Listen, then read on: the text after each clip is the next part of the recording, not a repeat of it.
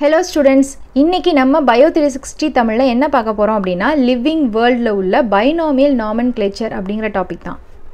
First nomenclatureனா என்ன அப்படிங்கறத பார்க்கலாம். Nomenclatureனா என்னன்னா பேர் வைக்கிறது. சரிங்களா? பேர்லயே வந்து ரெண்டு டைப்ஸ் இருக்கு. ஒன்னு வந்து local names சொல்வாங்க, இன்னொன்னு வந்து scientific name சொல்வாங்க. அந்த local nameக்கு இன்னொரு பேர் தான் வந்து என்னன்னா vernacular name அப்படினு சொல்வாங்க. சரி பாருங்க. For example onion இது வந்து பாத்தீங்கன்னா வெங்காயம் அப்படினு தமிழ்ல சொல்றாங்க, உள்ளி அப்படினு தெலுங்குல சொல்றாங்க, மலையாளத்திலயும் உள்ளின்னு தான் சொல்லுவாங்க, உலகாதி அப்படிங்கிறது கன்னடத்துல, பியாஸ் வந்து ஹிந்தில. சரி இப்ப பாருங்க இது வந்து local names. இது பாருங்க place to place வந்து என்ன ஆகுது அப்படினா vary ஆகுது. இதனால வந்து என்ன நடக்கும் அப்படினா confusion ஆகும். இப்போ வந்து பாத்தீங்கன்னா இப்ப நார்த் இந்தியன்ஸ் நம்ம ஊருக்கு வந்தாங்க அப்படினா பியாஸ் கொடுங்க அப்படினு கேட்டாங்கன்னா நமக்கு வந்து தெரியாது. இதுவே நம்ம அங்க போயிட்டு வெங்காயம் கொடுங்க அப்படினு கேட்டாங்கன்னா அது வந்து தெரியாது. சோ இத வந்து மாத்தணும் அப்படினு தான் என்ன பண்ணிருக்காங்க அப்படினா எல்லா ஆல் ஓவர் வேர்ல்டு ஃபுல்லா ஒரே மாதிரி நேம்ல இருக்கணும் அப்படிங்கிறதுக்காக சயின்டிஃபிக் நேம் அப்படிங்கறத வந்து இன்ட்ரோ듀ce பண்ணாங்க. சோ ஆனியனோட சயின்டிஃபிக் நேம் வந்து பாத்தீங்கன்னா Allium cepa. Binomial nomenclature. So nomenclature நமக்கே தெரியும் பேர் வைக்கிறது. Binomial அப்படினா ரெண்டு வேர்ட் யூஸ் பண்ணி பேர் வைக்கிறது. இப்போ வந்து பாருங்க இது யார் இன்ட்ரோ듀ce பண்ணிருப்பாங்க அப்படினா Carolus Linnaeus. அதாவது இவர் வந்து எங்க அதை இன்ட்ரோ듀ce பண்ணிருந்து பாரு அப்படினா Genera Plantarum அப்படிங்கற பிளான்ட்ஸ் பத்தின ஒரு புக்லயும் அனிமல்ஸ் பத்தி Systema Naturae அப்படிங்கற புக்லயும் வந்து இவர் இன்ட்ரோ듀ce பண்ணிருப்பாரு. சரி அந்த ரெண்டு வேர்ட் வந்து எதை டினோட் பண்ணுது அப்படிங்கறத பார்க்கலாம். ஃபர்ஸ்ட் வேர்ட் வந்து பாத்தீங்கன்னா generic name அப்படினு சொல்வாங்க. அது வந்து genus வந்து denote பண்ணுது.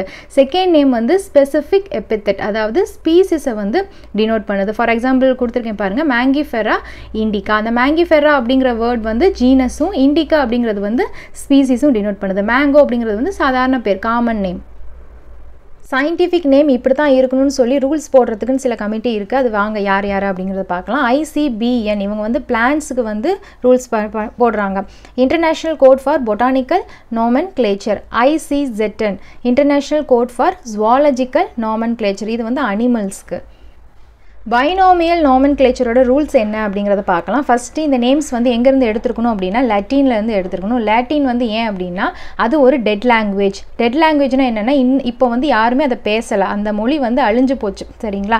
ஏன் இதுல இருந்து எடுக்கறாங்க அப்படினா இப்போ நம்ம பேசிட்டு இருக்க மொழியில இருந்து ஏதாவது எடுத்து வச்சாங்க அப்படினா சண்டை வரும். எங்க மொழியில இருந்து நீங்க ஏன் எடுக்கல? ஏன் இந்த மொழியில இருந்து எடுத்தீங்க அப்படின்லாம் பிரச்சனை வரும் அப்படிங்கிறதுக்காக அவங்க வந்து யாருமே பேசாத ஒரு மொழியில இருந்து எடுத்துக்கறாங்க. சரிங்களா?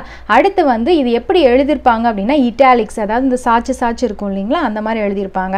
சோ ஃபர்ஸ்ட் வேர்ட் வந்து என்ன டினோட் பண்ணுது அப்படினா ஜீனஸையும், செகண்ட் வேர்ட் வந்து ஸ்பெசிபிக் எபித்தெட் அதாவது ஸ்பீசிஸையும் வந்து டினோட் பண்ணனும். அடுத்து இத வந்து ஹேண்ட் ரிட்டனா நம்ம எழுதணும் அப்படினா செப்பரேட்லி அண்டர்லைன்ட் ரெண்டு வேர்டையுமே தனித்தனியா எழுதி அண்டர்லைன் பண்ணனும். இல்லனா இட்டாலிக்ஸ்ல வந்து பிரிண்ட் பண்ணனும். சரிங்களா? இது எதுக்கு அப்படினா லாட்டின்ல இருந்து ஆரிஜின் ஆயிருக்கு அப்படிங்கறத வந்து சொல்றதுக்காக.